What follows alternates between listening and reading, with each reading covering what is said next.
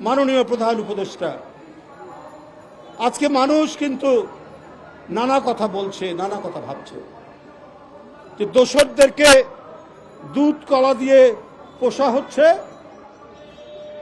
এবং তারা হয়তো আপনার সরকারকে নানাভাবে বুঝাচ্ছে, বিএনপির বিরুদ্ধে আপনার সরকারকে নানাভাবে বুঝাচ্ছে যে এদেরকে বাড়তে দেওয়া যাবে না, এদেরকে নানাভাবে দমিয়ে রাখতে হবে।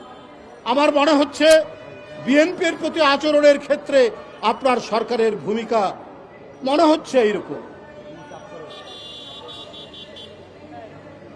আপনার সরকারের ভেতর থেকে মনে হয় তারা কেউ নির্বাচন চায় না,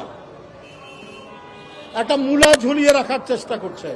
এই ডিসেম্বরে, না হলে ফেব্রুয়ারিতে, না হলে জুনে, এইরকম নানা কথা বলছেন, কিন্তু কেউ সুনির্দিষ্টভাবে বলছেন না অমুক মাসেই নির্বাচন হবে এবং সেই জন্য প্রয়োজনীয় পদক্ষেপ এই সরকার থেকে নেই।